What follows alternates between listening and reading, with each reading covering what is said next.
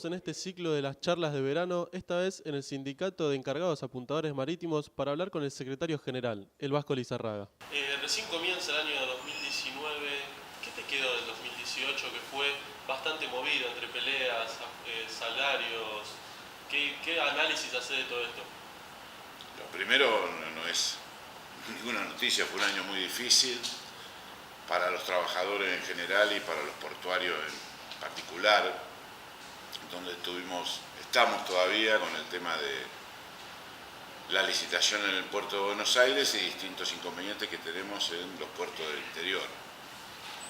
Pero acá centrado en el puerto de Buenos Aires, lo que tuvimos fue un procedimiento de crisis y 159 despidos que estaban en Terminal del Río de la Plata y que motivó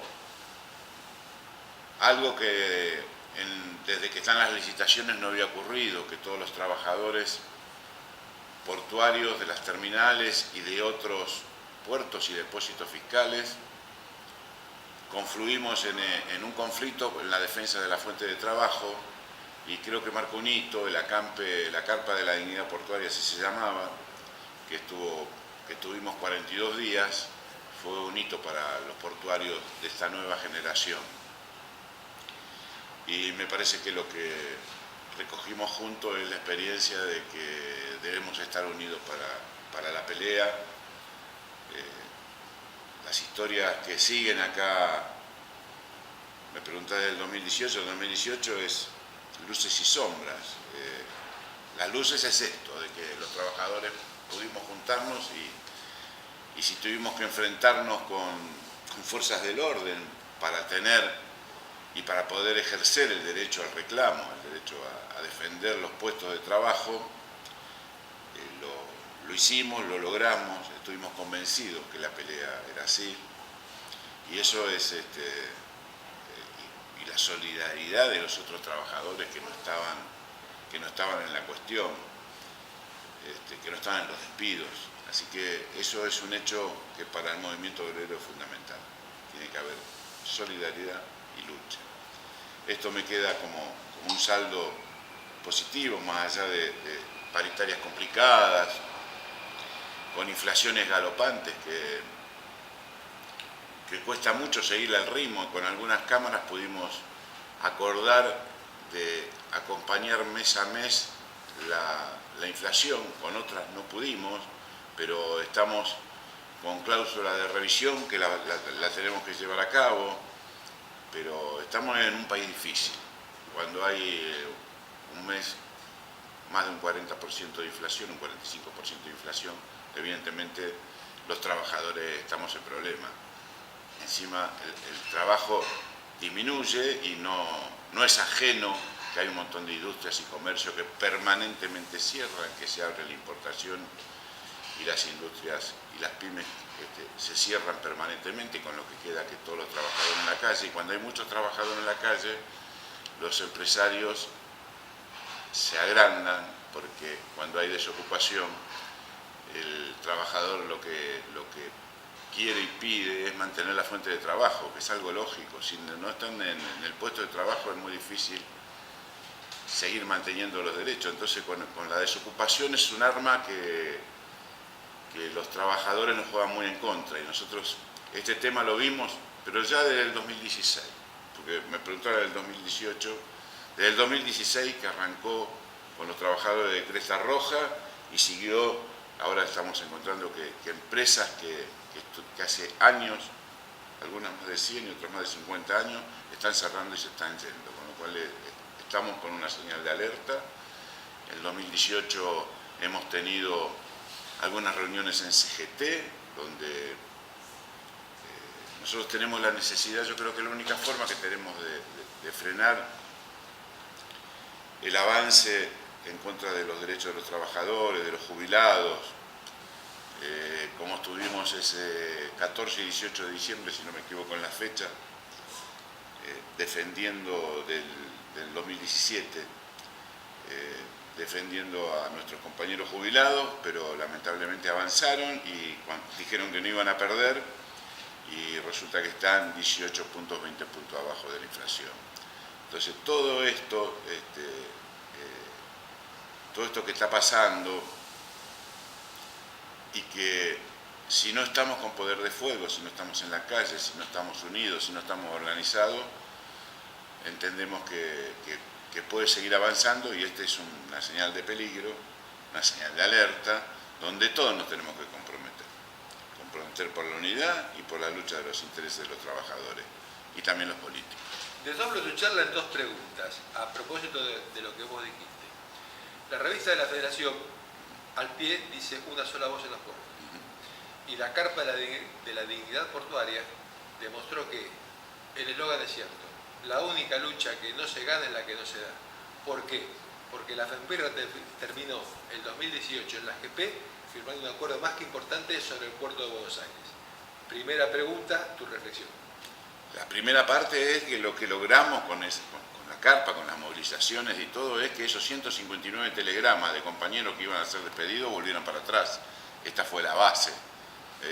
Y la segunda parte, la que te referís, es que seguramente toda esta lucha que hemos tenido sirvió fundamentalmente para algo que tenía el Estado el compromiso de que todos los trabajadores portuarios van a estar en el pliego de licitación. En el proyecto, en el borrador del pliego que se dio a conocer, los trabajadores no estaban. Entonces tuvimos que volver a encarar ese tema, porque no alcanza que haya un papel firmado. Necesitamos que en los pliegos realmente de licitación del puerto de Buenos Aires, los trabajadores estén contemplados. Yo lo dije muchas veces, creo que lo he dicho con un reportaje con FEPINRA TV. Si no estás en los pliegos, estás afuera. Nosotros ya lo vivimos, lo he dicho muchas veces, de esa experiencia lamentable, dolorosa, tenemos que entender y tenemos que ver, porque las situaciones se repiten. Fue la primera licitación en el año 94 y ahora se repite después de 25 años. Y nosotros sabemos lo que pasó con los trabajadores que no estaban en los pliegos, quedaron el 90% en la calle con todo lo que implica. Segunda parte, unificación de la ideología de la defensa del trabajador. La FEMPIRRA apoya a Tandanor y sus trabajadores, apoya al astillero Río Santiago y sus trabajadores, y parece que la fuerza unificada y el salir a la calle, como vos marcaste, de los compañeros de distintos ámbitos portuarios, marítimos y fluviales, también hizo recoger el violín a quien pretendía imponer formatos de trabajo que no son afines. Sí, el gremialismo es lo que da el equilibrio, o sea, la fuerza que da el equilibrio entre los poderes del Estado y empresario, de un Estado cuando quiere perjudicar a los trabajadores, y el gremio necesita el gremio lo que hace es nivelar esa fuerza, o intentar nivelar esa fuerza. En los dos hechos hubo un compromiso muy fuerte de los trabajadores. Cuando digo gremio, el gremio es un conjunto, trabajadores y dirigentes, delegados. Y el apoyo fue importante, fue fundamental, pero en Tandanor todavía siguen con el inconveniente de algunos despidos, algunas situaciones se pudieron modificar.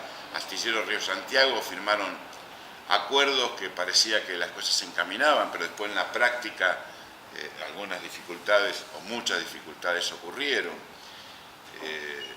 Hay un avance en contra de las organizaciones sindicales y lo que no hay que caer es en esa trampa donde ellos avanzan, cuando digo ellos, avanzan sobre los derechos, avanzan sobre la fuente de trabajo de los compañeros y también avanzan sobre las organizaciones sindicales, como el SUPA, por ejemplo, un gremio hermano que aunque no esté en la federación es un gremio hermano, que van por la personalidad gremial, dejando a los trabajadores o queriendo dejar a los trabajadores sin su representación.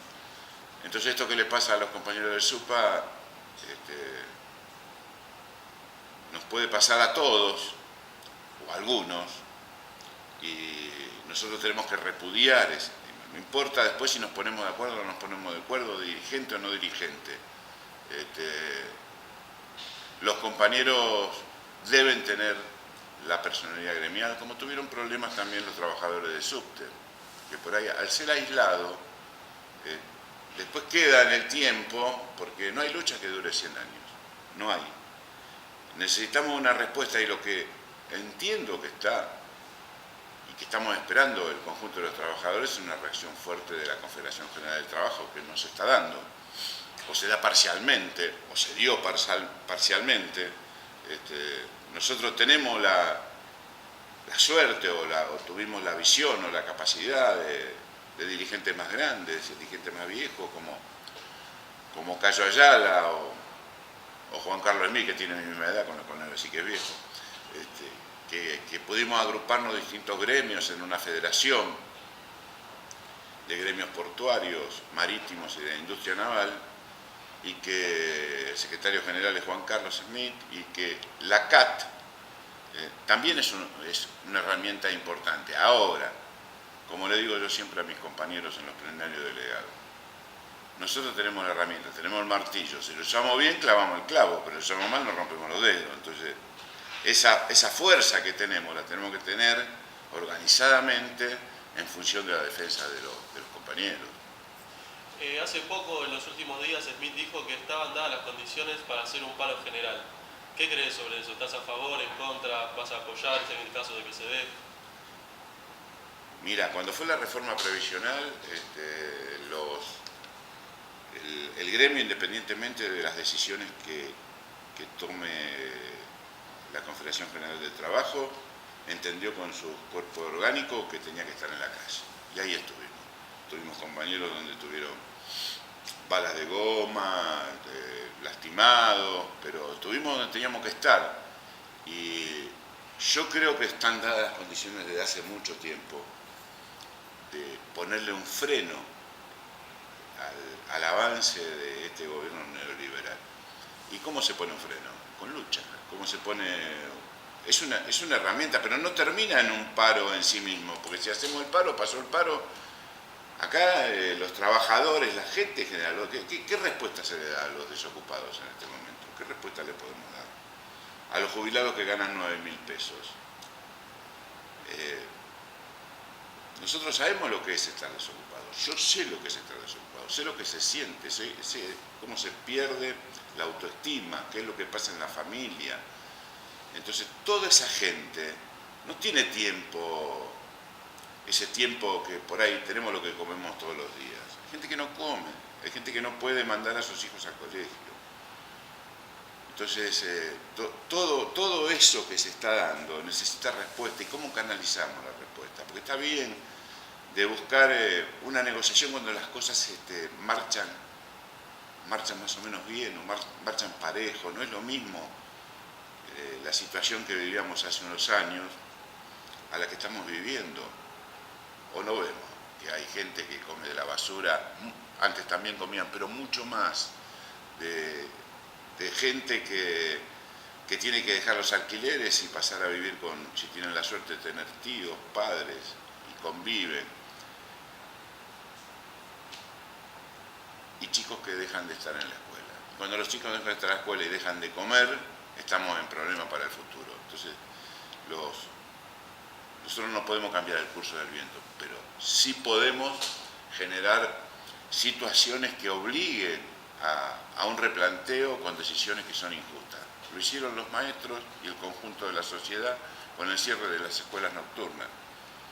Si no hubiera habido una respuesta de la sociedad y de los gremios de la educación, estarían cerrados los ciclos nocturnos. Y yo lo veo en mi barrio, que hay mucha gente grande que vuelve a la universidad, que tiene la suerte y la fortuna de tener. ¿Pero por qué vuelve a la universidad? Porque en La Matanza tenemos una universidad. Si no estaría no tienen oportunidad, que tienen que venir a la ciudad universitaria. Entonces, esa creación de universidades es fundamental, porque el pueblo necesita tener conocimientos, educación, pero lo primero lo que necesitan es comer. Hablando de comer, de crecimiento, educación, formación, defensa de los establecimientos educacionales. Mirando a la cámara, Vasco, el Vasco Raúl Lizarraga, hombre de vieja lucha, de mucho tiempo, de pelea. ¿cuál es el mensaje para los compañeros que a través de FEMPIRRA TV nos estamos aprestando para enfrentar un 2019 que nace, por ejemplo, y lo tiro así como el pasar, con que el jubilado, que entre jubilación y pensión del marido o de la esposa supere los 55.000 pesos, ahora tiene que pagar el derecho a las ganancias. Y los 35 años que pagó, ¿dónde fueron a pagar? Bueno, este es un régimen el de ganancias, es un tema, el impuesto a la ganancia, es un tema que no viene de ahora, viene de hace mucho, era injusto antes, injusto ahora. Es otro embate contra la clase de jubilados, es otro embate, otra de lo que pasó con la reforma previsional, vienen por esto también. Ahora, está mal, lo que vos me preguntás, hay que darle una respuesta también en la calle a esto. Pero me da un poco de vergüenza hablar de los de 55.000 cuando el 70%, no es que me dé vergüenza, porque vergüenza debieran tener ellos los que toman estas decisiones. Pero cuando vos tenés un 70% de jubilados que cobran 9.300 pesos y va a pasar a cobrar en marzo 10.400, digo, ¿cómo hacen? ¿Cómo hacen para vivir, para si no tienen quien los pueda ayudar? ¿Cómo pueden hacer? Si de remedios un jubilado medio tiene entre 3 y 4.000 pesos mensuales, porque cuando el hombre va cumpliendo años necesita para estar bien, y hay mucha gente que está dejando de tomar los remedios, y yo creo que esto también es un crimen, ¿no? Porque cuando esta gente que podría estar mejor se le quitan los remedios que le permiten llegar bien con una vida más saludable, cuando le sacan esto lo están condenando. Entonces esa condena la tenemos que condenar nosotros. No nos puede pasar por el costado, no nos podemos acostumbrar ante la injusticia de decir, bueno, pero pasa, no nos podemos acostumbrar a eso. Si nos acostumbramos a eso, nos estamos equivocando y mucho. Por eso algunos compañeros que yo lo escucho dicen, no, yo soy apolítico. No, acá hay que comprometerse, acá no hay, lo dije en un reportaje anteriormente y lo escuché después varias veces, no hay espacio para tibios en este momento, porque cuando se toman medidas que van en contra de la gente, los más afectados indefectiblemente son los más vulnerables, los que menos posibilidad tienen de ingresos, de vivienda, de educación, son los más afectados. Pero la clase media, y por eso me extraña a veces de la gente mayor, la clase media, este tipo de políticas, ya la tuvimos en los 90, también lo tuvimos en el 76, y las consecuencias fueron nefastas. Mucha gente perdió ola de suicidios, de pérdida de la autoestima, de la imposibilidad de llegar a una jubilación. Los que quedaban en el camino cuando tenían 40, 45 años, era imposible que llegaran a la jubilación porque no tenían aporte. Por eso yo creo que una de las medidas más revolucionarias que hubo en el gobierno anterior, en los últimos 12 años, fue que esos 3 millones de personas que no tenían posibilidad de acceder a una jubilación, lo pudieran tener, porque se incluyeron en el sistema. Después discutimos que, por supuesto que no les alcanza a los 9.300. ¿Qué hubiera sido si no se hubiera hecho eso? No, estarían absolutamente fuera del sistema, sin ninguna posibilidad. Hasta acá la palabra del Vasco, las reflexiones del Vasco para charlas de verano por FEMPIRRA TV.